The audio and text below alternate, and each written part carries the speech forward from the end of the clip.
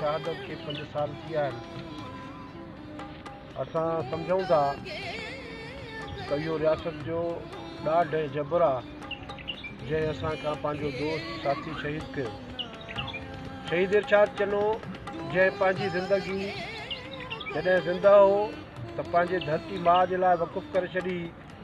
हू साईं GM सेठ जो सचो पैरोकार सचो कारकुन हो जंहिं हमेशह हिन धरती जी ख़िदमत कई ऐं सैयद जे फ़िक्र जी जेका प्रचार कई ऐं हुनखे उनजो नतीजो इहो मिलियो त धरती माउ हुनखे शहीद जे रूप में पंहिंजे हज में वरितो।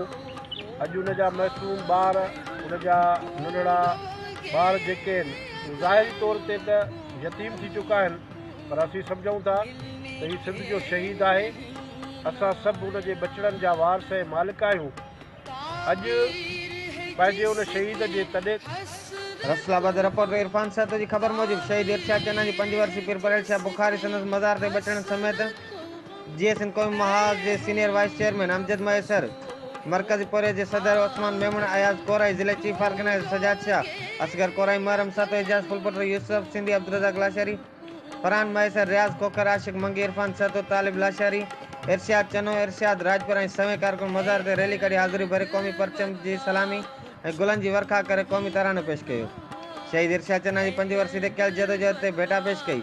उन खां बाद शहीद जे बचड़नि सां वेही दुख सुर वंडियो ऐं माली सहायता कई। आईंदा लाइ बि शहीद जे बचड़नि जी माली मदद कई वेंदी ऐं मालकी बि कई वेंदी। जसकम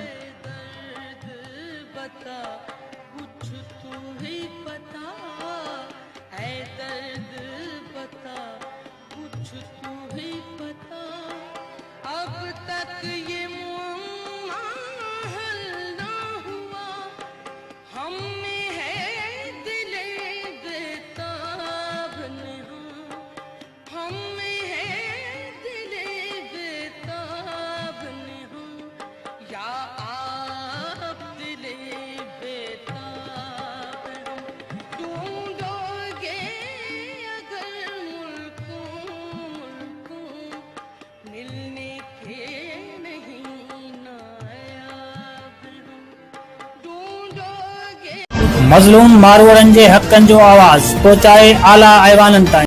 ॾिसंदा रहो सुराण सिंध न्यूज़।